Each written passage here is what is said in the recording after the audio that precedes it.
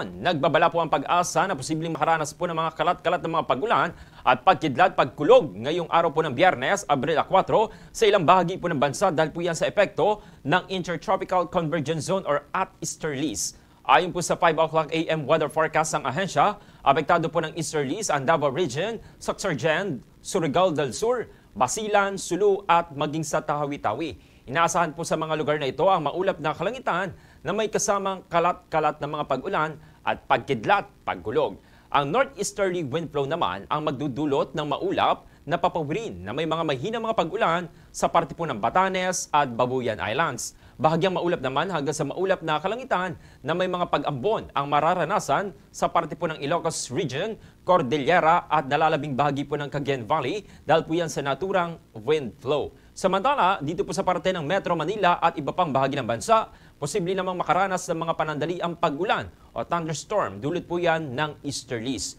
Wala naman pong namamata ang low pressure area o LPA sa loob o labas ng Philippine Area of Responsibility o PAR, ayon po yan mismo sa pag-asa.